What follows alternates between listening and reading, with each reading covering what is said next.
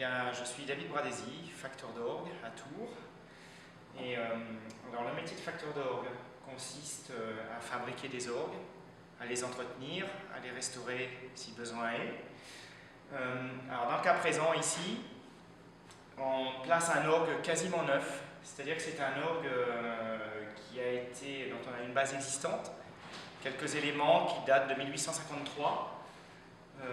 Qui sont le buffet, c'est-à-dire l'habillage de l'orgue, et quelques éléments comme le sommier, la base des claviers, des choses et quelques tuyaux. Voilà. Et nous, on a reconstruit un orgue pour ce conservatoire spécifiquement, un orgue d'études assez complet, qui va être un gros orgue de conservatoire, qui servira à l'étude de tout le répertoire, en gros, qui va de la musique Renaissance jusqu'à la musique contemporaine. Alors, comment fonctionne un orgue ? C'est assez simple à la base. On a une soufflerie. Alors, dans le temps, on avait des souffleurs qui actionnaient des gros soufflets, comme des soufflets de forgeron. Et puis, avec l'apparition de l'électricité, maintenant, on a des moteurs électriques qui envoient de l'air dans ce qu'on appelle le réservoir. C'est une espèce de gros accordéon qui est placé sous l'orgue. Et l'air est maintenu sous pression. On met des poids en fonte dessus et on a une pression bien définie qui est envoyée dans ce boîtier ici. Dans ce boîtier fermé, l'air est stocké. Et quand on joue les claviers, on ouvre ce qu'on appelle des soupapes. Ils sont là, des soupapes en bois, qui sont tirées par le clavier et qui envoient l'air dans des canaux. Et quels canaux eux-mêmes envoient l'air après dans tous les tuyaux qui sont répartis partout dans l'orgue. Voilà.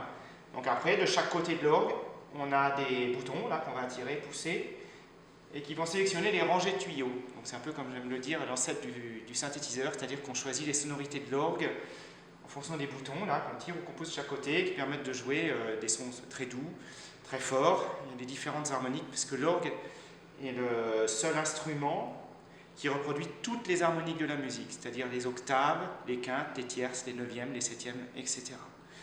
Donc voilà, ça, le fonctionnement d'un orgue mécanique, en tout cas, fonctionne comme ça. Après, on a les petites modernités aujourd'hui, où la transmission mécanique que vous voyez là, toute cette mécanique qui renvoie les mouvements du clavier jusqu'aux soupapes, tout ça maintenant peut être remplacé par de l'électrique. C'est-à-dire qu'on a un contact sous le clavier et des électroaimants qui sont placés sous les soupapes et qui tirent directement les notes. Donc ça c'est pour les très gros instruments, les instruments modernes, et comme Notre-Dame de Paris par exemple, ce qui facilite quand même amplement le jeu. Voilà.